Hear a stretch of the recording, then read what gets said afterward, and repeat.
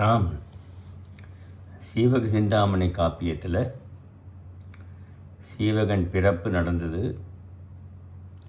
விசையை சுடுகாட்டில் போய் தன்னுடைய குழந்தையை ஈன்றெடுத்தாள். அவள் அங்கேயே இந்த குழந்தையை விட்டு ஒதுங்கி இருக்கிற போது கந்துக்கடன் என்பவன் தன்னுடைய மகனை அடக்கம் செய்ய வந்தவன் அந்த குழந்தையை பார்த்துவிட்டு ஆஹா என்று அந்த குழந்தையை நமக்கு தெய்வம் கொடுத்துருக்கு, எடுத்துன்னு போய் தன் மனைவிக்கு தெரியாது, மனைவிட்டே தான் நம்ம குழந்தைன்னு சொல்லி கொடுத்து வளர்க்குறான். அதற்கப்புறம் நடந்த நிகழ்ச்சிகளை பாடல்கள் நிறையா இருக்குது. அது சுருக்கத்தை மட்டும் கதையாக மட்டும் இப்போ நான் சொல்கிறேன். கந்துக்கடனும் சுனந்தையும் மகனுக்கு முன்னர் தெய்வம் வாழ்த்தியதற்கேற்ப சீவகன் என்றே பெயரிட்டனர். இங்கே தெய்வம் சீவக என்று ஒரு அசரீர குரல் கேட்டது என்று பார்த்தோம். ஆனால் சீவகன் என்று பெயர் வைத்தார். ஒருத்தி மகனாய் பிறந்து ஓரிரவில் ஒருத்தி மகனாய் ஒளித்து வளர்ந்த கண்ணனை போல சீவகன் வளர்ந்து வரலானான். பற்றியா கண்ணபிரானை எடுத்துக்காட்டாக சொல்கிறார் ஆசிரியர். கண்ணபிரான் போல இவர் என்று சொல்வதை பார்க்குறோம். செவிலியர் ஐவர், செவிலித்தாய்கள் ஐவர் பராமரிப்பில் சிறுதேர் உருட்டுற முதலிய விளையாடல்கள் நிகழ்த்தி பிள்ளை பருவம், ஆண்களுக்குரிய 10 பருவத்தில் பிள்ளை பருவ விளையாட்டு அதெல்லாம். தாமரை மலர் போலவும் வளர்விரை போலவும் சிங்கக்குட்டி போலவும் கிரகதோஷம் ஏதும் இல்லாமல், அதுவும் முக்கியம், கிரகதோஷம்னு இல்லாமல் நல்ல நேரத்தில் போவதற்கா. அதனால் தாமரை மலர் மலர்வதை போலவும் வளர்பிறை வளர்ந்து கொண்டே இருக்கும், அது போலவும் சிங்கக்குட்டி எப்படி வளர்ந்து வீரமாக இருக்குமோ அது போலவும் அவன் வளர்ச்சி எழுதுறத அவள் அழகாக ஆசிரியர் சொல்லுகிறார். அவன் ஆக்கத்திற்காக பலருக்கும் நன்கொடை வழங்கி வந்தான். சீவகன் நல்லா வளரணும், நல்ல மகனாக வரணும் என்று நன்கொடைகள் வழங்குகிறான். சீவகன் ஆதிநாதருடைய காதல் மகனான பரத சக்கரவர்த்தி போல விளங்கி, பரத சக்கரவர்த்தி தான் அந்த சமண சமயத்தில் இது முக்கியமானவர். அவர் தான் ஆதிநாதனுடைய மகள். அவனைப் போல வளர்ந்தானான். குழைமுக ஞானம் என்னும் குமரியை முறைப்படி மணந்து நாமகள் நலத்தை எல்லாம் விரும்பி, நாமகள்னா சரஸ்வதி தேவி, என்னெல்லாம் படிக்க வேண்டுமோ அதெல்லாம் படிக்கிறான். படித்ததில் முறைப்படி தேர்ச்சி அடைகிறான். அதனால் நாமகள் என்று சொல்லுகிறார் ஆசிரியர். அப்புறம் அரசனுக்குரிய பல கலைகள், 64 கலைகள், வீரக்கலை, போர்க்கலை எல்லாவற்றையும் பயில்கிறான். படைக்கலங்களை எப்படி கையாளுவது என்பதெல்லாம் பயின்று பூமி தேவியின் திலகன் போல் விளங்கினான். அந்த பூமி தேவிக்கு தாய்க்கு ஒரு திலகம் இருக்கே, அது சீவகன் தான் என்று சொல்கிறார் ஆசிரியர். ஆமாம், இப்படியும் வளர்ந்து வருகிற போது அவனுடைய அழகில் பல மகளிரும் மயங்கினார்களாம். அவ்வளவு ஆணழகனா திகழ்கிறான் என்று கூறுகிறார் ஆசிரியர். அச்சநந்தி என்பவர் சீவனுக்கு கலைகள் பலவும் கற்பித்த பின்னர், எல்லா கலைகளும் சீவனுக்கு கற்பிக்கிறார் அச்சநந்திங்கிற ஆசிரியர். குரு வாழ்க்கையின் உறுதிப் பொருள்களை அவனுக்கு உபதேசித்தார். உறுதிப் பொருள்கள் என்ன? அறம், பொருள், இன்பம், வீடுங்கிற உறுதிப் பொருள்கள் 4. ஆமாம். அதுக்கப்புறம் நஞ்ஞானம், நற்காட்சி, நல்லொழுக்கம் என்ற மும்மணிகளை பெற்றாள். அதுக்கப்புறம் நல்ல ஞானம் பெறணும், நல்ல காட்சி இருக்கணும், நல்ல ஒழுக்கத்தை உடையவனாக இருக்கணும்.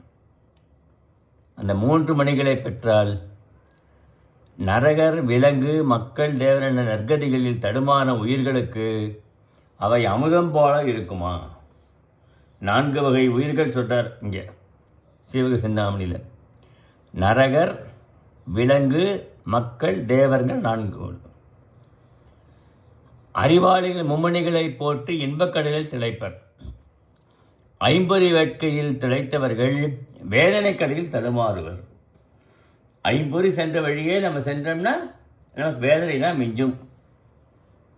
ஆமாம், கூற்றுவன் நம்மை கொள்ள நோய்களாகிய பல வலைகளை விரித்துள்ளான். ஒவ்வொருத்தரும் வளர்ந்து வர காலத்தில் கூற்றுவன் கொள்வதற்காக பல வலைகளை விரித்துள்ளான். நாம தான் ஜாக்கிரதையாக போகணும் என்கிறார். அதாவது அந்த வீடு பேரை அடைவிடாமல் தடுப்பான். பிறவிப்பினையை போக்குவதும் மனித பிறவியாக அமுதம் நமக்கு கிட்டியிருக்கும். பிறவியிலே சிறந்த பிறவி மனித பிறவி தானே. இது எல்லாருக்கும் வாய்க்குமா? அந்த பிறவி நமக்கு கிடைத்திருக்கு. அதை சிறந்த முறையில் நம்ம இது பண்ணணும்.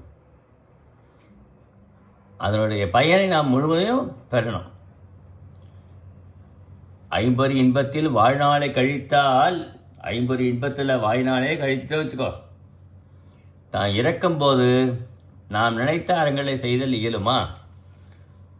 இறக்கிற தருவாய் வயசான அப்புறம் நம்மளால் அறங்களை செய்ய முடியுமா? முடியாது.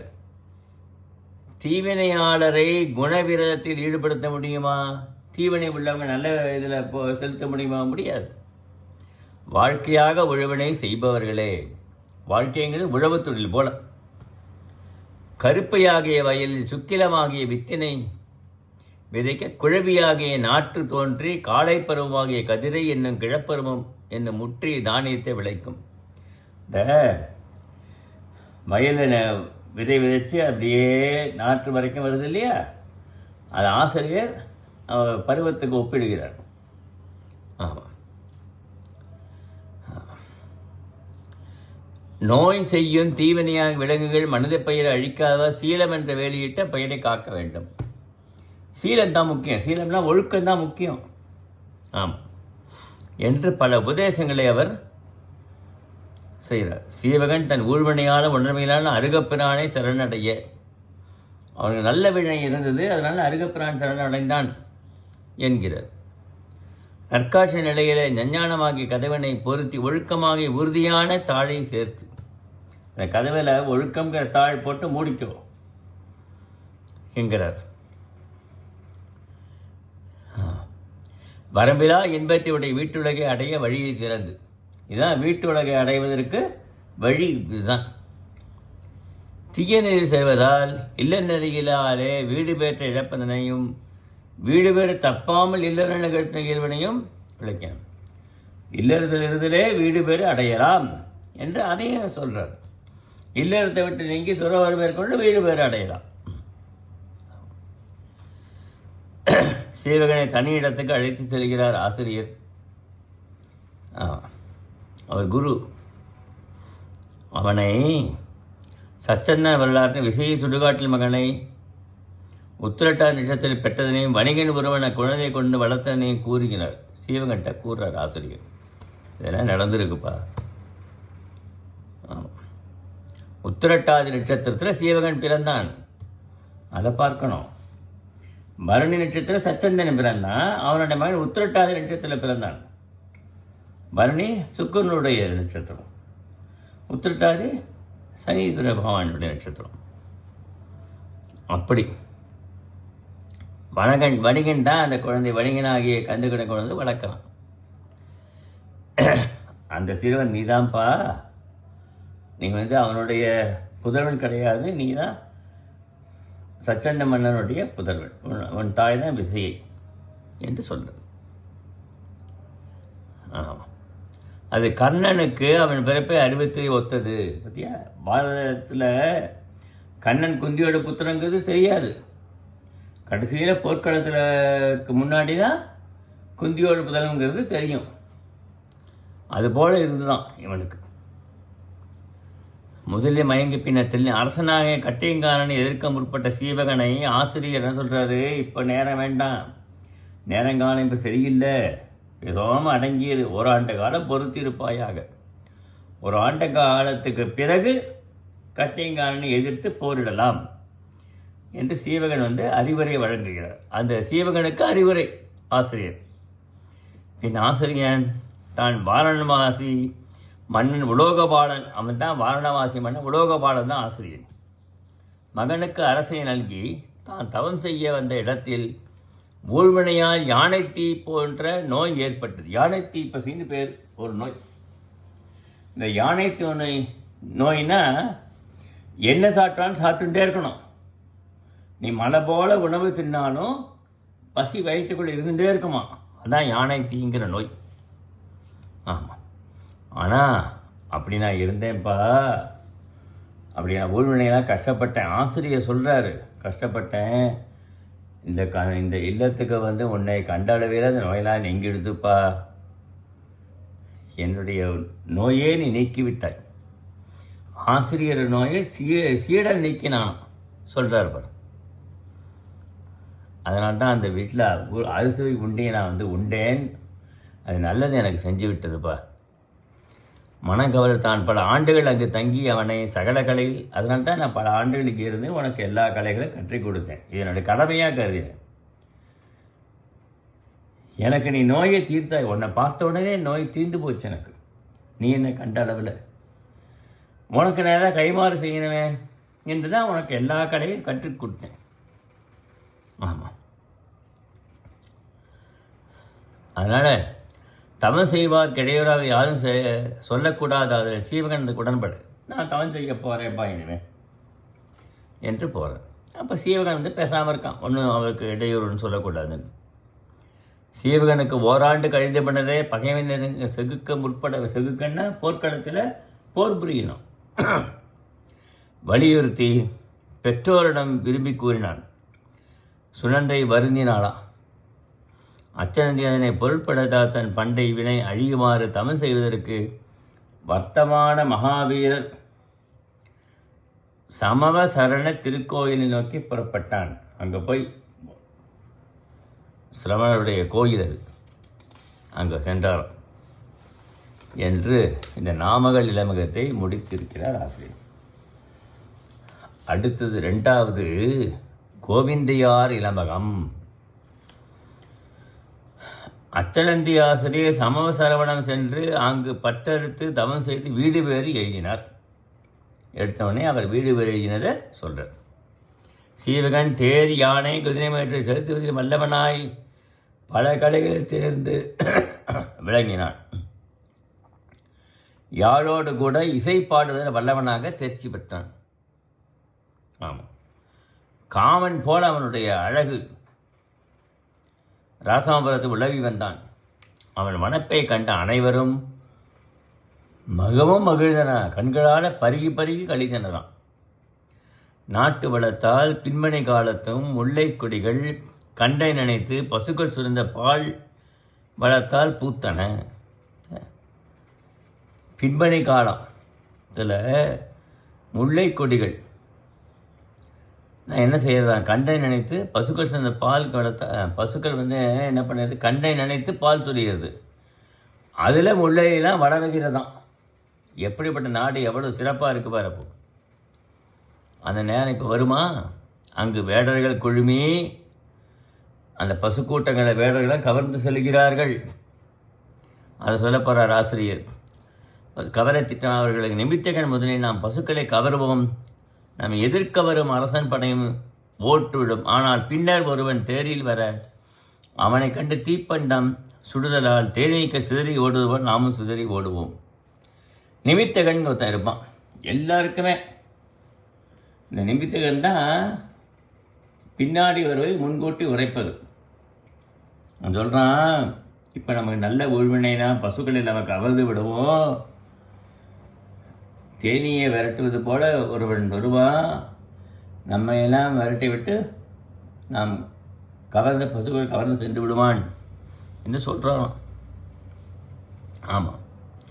ஒரு தேருடைய காலனை ஆனால் நம்மை சிதறச் செய்ய இயலாது. வேட்டைகளை சொல்கிறானா, அவன் காலனாகவே இருக்கட்டும் ஐயா, நம்மளுடைய போர்க்கடையில் அவன் என்ன செய்ய முடியும் இத்தனை பேரில், பார்ப்போம் என்று பறையன் கொற்றவையை தொழுது.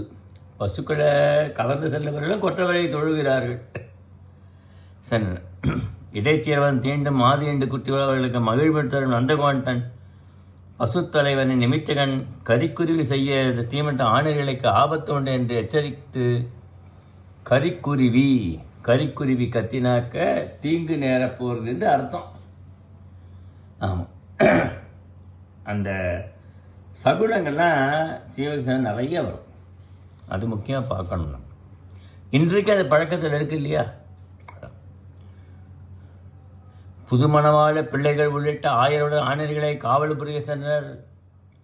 ஏதோ தீங்கு நேரப் போகிறது என்று முன்கூட்டியே உணர்ந்து காவலுக்கு எல்லாரும் செல்கிறார்களாம் பசுக்கூட்டங்கள். மலைப்பகுதி வேடர்கள் தம் மீது சொரிந்த அம்புகளை தாங்க இயலாமல் ஆயர்கள் இடச்சேரிக்கு ஓடி வந்து விட்டார்கள். மலை மேல் இருந்து அவர்கள் இருக்கிற இடமே தெரியாமல் அம்பு விடுகிறார்கள். அதுக்கு பயந்துட்டு எல்லாம் ஓடி வந்துட்டாங்களாம் எல்லா ஆயர்களும். அவர்கள் ஆணையில் கவர்ந்து சேர்ந்து விட்டனர் வேடுவர்கள். அந்த ஆட்சியர்கள்லாம் என்ன செய்கிறான்னா, அவர்களுக்கு இது செல்வமே பசுதானே, அதில் வரக்கூடிய வருவாயை வைத்து கொண்டு தானே இவர்கள் வாழ்கிற ஆணரைகள். அப்படியே வயிற்றில் ஆணு கத்தின்னு அழறார்களாம் இல்லையா? பெண்கள் அப்படி வயிற்றில் அடித்து கொண்டு அழுகிறார்களாம். போயிடுத்தே அந்த இடைக்குளம் முழுவதும் பரவி போச்சது. முல்லை நிலையத்தை கடந்து மருதத்திலிருந்து ராசாபுரத்து அரண்மனை வாயிலை அடைந்து ஆயர்கள் உடனே ஏதாவது அரண்மனைக்காக சொல்லணும். வேறு ஆணைகளை கவர்ந்து கொண்டு காட்டு வழியை மலையை நோக்கி சென்ற செய்தியை வாயில் காவலர் வாயிலாக கட்டியங்கானுக்கு தெரிவித்தார்கள். அரசர் ஆடம்பரத்தோடு வீட்டிருக்கான். அரசர் கோபத்தில் கையிருந்த மலரை கசக்கி எறிந்து வாயில் காவலை வெகுண்டு நோக்கி நாற்படைகளை விரைந்து சென்று பசுக்குட்டை கவர்ந்து வரட்டும் என்று ஆணையிட்டான். தம்முடைய சங்குகள் வேடையுடைய கொம்பையும் துடியும் ஒலிக்க பகல் இரவோடு போரிடுவது போல் வேடர் படையுடன் போரிடத் தொடங்கின. பகல்ங்கிறது இரவு ரெண்டும் போரிட்டா எப்படி இருக்கும்? இது எங்கே நடக்கக்கூடிய நிகழ்ச்சியா? பகல் இரவு ரெண்டும் போரிட முடியுமா? இதுதான் இல்பொருள் உவமை என்று பெயர். இதில் அப்படி வேடைகளை அம்பு அரச படைகள் மீது தைக்க அரசன் படை வேடைகளை தம் வாழ்முதலிட்ட நலிவுறுத்தினர். ஓங்க வேடர் பக்கத்தில் ஜெயம் ஓங்கியது, நாற்படைகளும் சிதறி ஓடியது. எல்லாரும் அவர்கள்லாம் யானை தப்பி ஓட முற்பட்டனர். செய்தியை இந்த அரண்மனை படையை தோற்ற செய்தியும் வேடைகள் பசுகளை கவர்ந்து சென்ற செய்தியும் கட்டிங்காரனுக்கும் தெரிவித்தான். திரும்பவும் நீங்கள் அணிச்ச படையெல்லாம் போயிடுத்து, சின்னாபண்ணமாயிடுத்து என்பதை அறிந்த நிறை காவலன் அந்தகோன் அவன் நினைக்கிறான், சரி இனிமேல் அரசனால முடியாது, 4 வகை படைகளே தோற்று போய்விட்டவே, என்ன செய்யலாம்?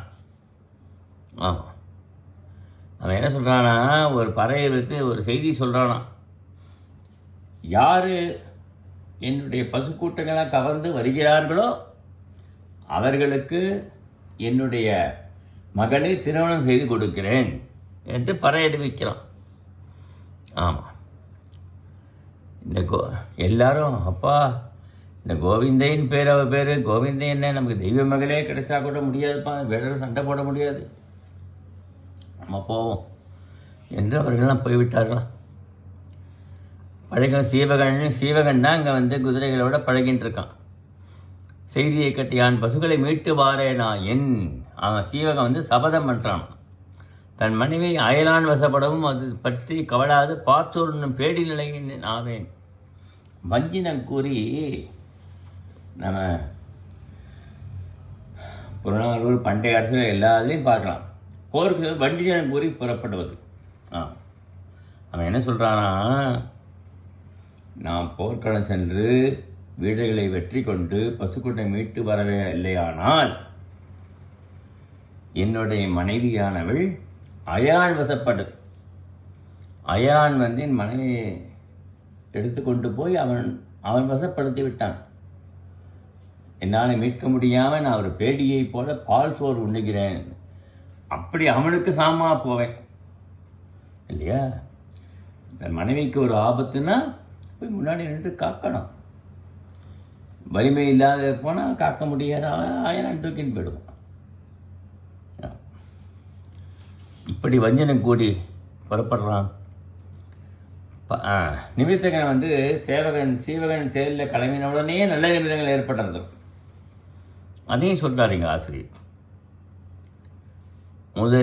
முதலை நீரில் வலிமை மிக்கிருந்தால் நாம் காற்றில் வலிமை மிக்கணும். அவன் என்ன சொல்கிறான்னா, முதலையானது தண்ணீரில் இருக்கும் வலிமை மிக்கு இருக்கும், தரையில் வந்தால் வலிமை குன்றிவிடும். திருவள்ளுவர் சொல்கிறார்ல, அதுபோல் நாம் வந்து காடுகள் பகுதியில் இருந்து அம்பு எய்வோம், நம்ம வலிமை ஜாஸ்தி. நம்ம கீழே இறங்கி வந்துட்டோம், அவங்களுக்கு வலிமை ஜாஸ்தி அப்படின்னு சொல்கிறாங்க இல்லையா? பசியால் இறை கவிய பாம்பு விரையை விட்டு அகலாதவாறு போல. பசி வந்துட்டு பாம்பு வந்து இறையை கவி விட்டது, அதில் எங்கேயும் போகாமல் அங்கேயே தான் இருக்கும். அதே போல் பசுக்கூட்டங்களை கவர்ந்து கொண்டு அங்கே இருந்தார்களாம். அரசன் படையே வென்ற எங்களுக்கு அஞ்சி ஓடி போகணும்னு எச்சரித்த. அரசன் படையே வென்று விட்டேனப்பா, என்ன நீ நாடி வர வேண்டாம், போ, உயிருக்கு பயம் இல்லையா உனக்கு என்று சொல்கிறார். ஒளி எழுப்பி சீவன் தன் தேரை நாற்புறம் விரைவில் செலுத்தி விளையாடுவது போல வேடைகளை விரட்டினான். விளையாட்டா வேடைகள் விரட்டினான் அவன்.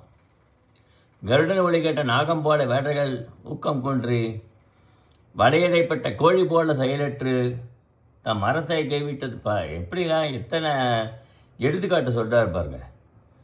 கருடனுடைய ஒளி கேட்டவுடனே நாகங்கள்லாம் ஓடி போயிடுமோ பயந்து. ஆமாம், அதுபோல் கொன்றி வலையிடப்பட்ட கோழி போல வேடைகள்லாம் கோழியை பிடிப்பார்கள் வலை போட்டு. அந்த கோழியை போல ஆயிட்டான். அறத்தையும் கைவிட்டவர்கள் வீரத்தையும் கைவிட்டு விட்டார்கள் அவர்கள். சீவகன் மீது பல அம்புகளை செலுத்தியவனும் ஓடிவன பசுக்கூட்டங்கள் மீட்கப்படவே ஆயர்கள் மகிழ்ச்சி அடைந்தனர். வாழ்வெட்டோ அம்பு தைத்தலோ இன்றி திருமால் ராகு என்ற பாம்பின் படியிலிருந்து சந்திரனை விடுத்தார்கள். சீவகன் தன் வில்நான் ஒளியினாலே பசுக்கூட்டங்களை மீட்டான் இல்லையா?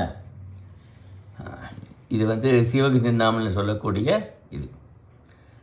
ராகு என்ற பாம்பின் படியிலிருந்து சந்திரனை வந்து திருமால் மீட்டாராம் என்று. அதுபோல சீவகன் மீட்டான். இது சமண சமயத்தில் வரக்கூடிய தொன்மம். முறிநின்று போல கட்டைங்காரன் வருந்தினானா. என்னடா இதை புண்ணியில வேல் பாய்ந்தது போல வருந்தினான். என்னடா இது, நம்ம படைகள்லாம் ஒன்றுமே செய்ய முடியல, ஏதோ ஒரு சாதாரண ஒரு வீரர் வந்து வெற்றி கொண்டு பசுக்களை மீட்டு விட்டான் என்று அவனுக்கு இடைவர் தான் அன்னமும் அயிலும் போல தெருக்களில் கூடினர். மகளிர்கள் எல்லாரும் அன்னப்பறை மயில் கூடுவது போல தெருக்களை கூடி அவனை பார்க்கிறாராம்.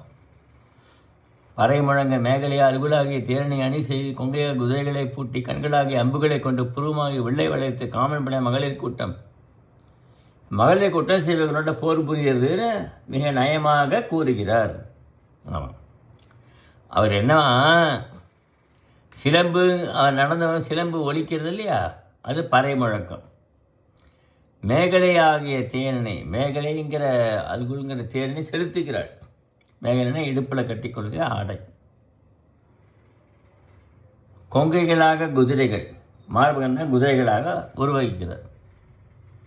ஆமாம், புருவமாகிய புருவம் தான் வில் போன்ற புருவம்.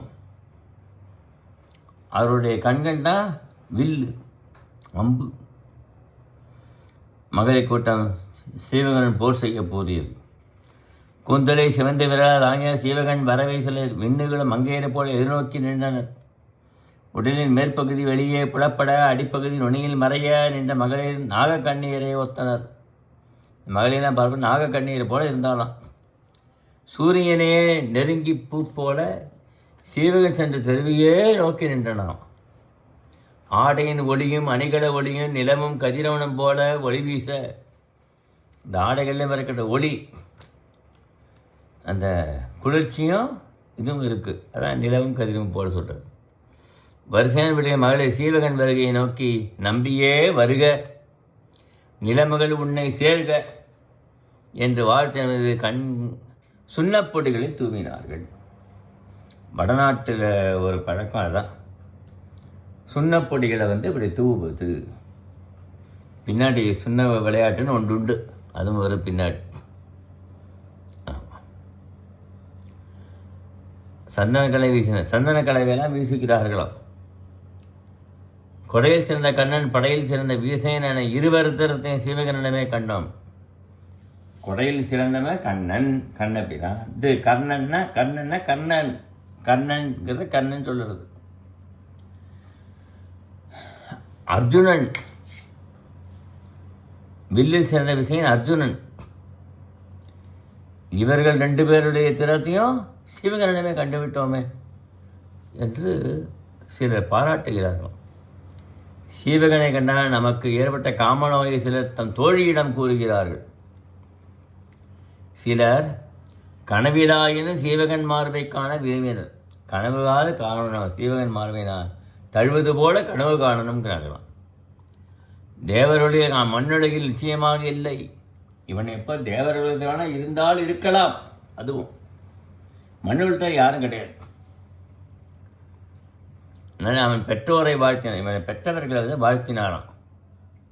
சீவகனை கண் மேகலை நெகிழ உதடுகள் கருக வலையில் காமக்கண் வரும் சின்ன. அவனை பார்த்த உடனேயே அப்படியே காமம் தலைக்கேறி போச்சு. வலையெல்லாம் கழண்டு போயிட்டு தான். பெண்களுக்கு தங்கள் அழகு மெலிய கைகூப்பி தொழுது பசலை பரவ நின்றனர். தேர் போயிடுத்து இருந்தாலும் அவங்க அங்கேயே அப்படியே மெய் மறந்து பிட்டுப்பிடுன்னு நின்றார்களாம். தோளில் பண்ண பசலை அவங்கள சீவகனை கூர்ந்து நோக்குவதற்கு தங்கள் நாணம் தடுப்ப அப்படியே நேராக பார்க்கறதுக்கு அப்படியே பெண்களுக்கு எப்போ நாணம் இருக்கும் இல்லையா, அவள் லைட்டாக தான் பார்ப்பாங்க. சீவகன் தான் இல்லாத மாளிகை மதிலில் புகுந்து விட்டான். கலைவர் தேர் பூசணை செய்ய பட்டுக்கோட்டையில் புகுந்தது. குதிரைகளுக்கெல்லாம் இது பண்ணணும், குளிப்பாட்டி அதை இது பண்ணணும். அதற்கு புல் முதலியவற்றெல்லாம் கொடுக்கணும். அதுக்கு கொள்ளு முதலிய கொடுக்கணும். சீவகன் மங்கள பொருளை எதிர்கொண்டு மங்கள 1000 1008 பேர் அல்ல, பல மகளிர் என்று பொருள் கொள்ளணுங்கிறது. மங்கள ஆரத்தில் எடுத்து அவனை வாழ்த்துகிறார்கள். அவன் பெற்றோர்கள் அவனுக்கு ஆரத்தி எடுத்து கண்ணேறு போக்கினர். அந்த ஆரத்தி எடுப்பதே திஷ்டியை போக்குறதுக்கு தான். திருமண காலங்களில் ஆரத்தி எடுக்கிறாங்க இல்லையா, மணமக்களுக்கு திஷ்டியை போக்கும், அதான் ஆரத்தி எடுக்கிறது. சீவகனை கண்டு நந்தகோன் சச்சந்தன் கட்டியகான வந்தனையாக கொல்லப்பட்ட தானும் உருண்டு உயிரோட துணிந்து பின் அரசன் மகன் உயிரோடு இருப்பான நம்பிக்கையில் வாழ்வதனை கூறி. ஆமாம், பரம்பரையாக ஆணுரை காப்போர் வழிவதன் மனைவி கோதாவரி என்ற பெண்ணை அழகிய மகளை கோவிந்தையை மணக்க முன்வந்த போது எல்லாரும் சேர்ந்து கோவிந்தைங்கிற அந்த பெண்ணை அவனுக்கு மனம் முடித்து கொடுக்கணும்னு நினைக்கிறான். அவன் என்ன சொல்கிறான், அவர்களுடைய ஆயிரத்தை மனம் முடித்தா என்ன செய்வார்கள்? என் மகள் வெண்ணெய் போல குழைத்து ஊட்டின்பதற்கு இனியவள், வெண்ணெய் போன்றவள், தொட்டவனை குழைந்து விடும். தெரிஞ்ச பால் போன்று இனிய சொல்லினல், பால் போன்று இனிமையாக பேசுபவளாம். பசு நெய் போன்ற வழுவழுப்பான மேனியை உடையவளாகும், வழவழப்பாக இருக்கும். நல்ல நிலவில் அழகிய மார்பு உடையவள்.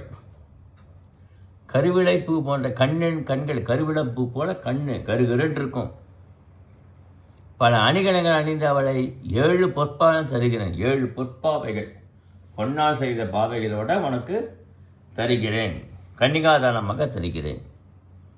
நெய்யும் பாலும் தயிரும் பாதாள வரை நிறைய செய்கிறேன். அவங்கள்ட்ட என்ன இருக்குது? நெய், பால், தயிர், பால் பொருள்கள்லாம் இருக்குது, அதெல்லாம் உனக்கு நிறைய தரேன். பாதாள வரை நிறையா கொடுக்குறேன்னு அர்த்தம். ஆமாம், முருகன் வள்ளியை மணக்கவில்லையா, அதுக்கு காரணம் காமிக்கிறாங்க புராணத்தில். முருகன் வள்ளியை மணக்கலை, வேட்டை கொள்ள பெண்ணு தானே. கண்ணன் நப்பின்னையை மணக்கவில்லையா, கண்ணன் நப்பின்னையை மணக்கலை. அதனால் குலம் பற்றி நீங்கள் பெரிதாக கருத வேண்டாம் என்று, குலத்தையே பெரிதாக கருதக்கூடாது என்று வேண்டுகிறார்களாம். அவனுக்கு சீவகனுக்கு தெரியத்தான் அரச குலத்தை சார்ந்தவன். முதல் தேவி தனக்கு குலமகளால் இருக்க வேண்டும். இதான் ஐயா இப்போ எல்லாரும் தெரிந்து கொள்ள வேண்டிய செய்தி இதுதான். ஆண்கள் பல பெண்களை மணக்கலாம். ஆனால் அவன் எந்த குலத்தை சார்ந்தவனாக இருக்காளோ அந்த பெண்ணை தான் முன்னாடி மணக்கணும். அந்தனர் குலமான அந்தனர் குல பெண்ணை முன்னாடி மணக்கணும். அதான் முறை, அதான் நியதி இல்லையா? அதற்கப்புறம் வேணால் அரச மகளிர் மற்ற வணிக மகளிரில் மறக்கலாம். இது சீவகன் மனசில் அப்படியே வைத்துக் கொள்கிறான். இந்த மரபு பாதுகாக்க வேண்டும். இந்த வழியாக அந்த மரபை பாதுகாக்கணும்.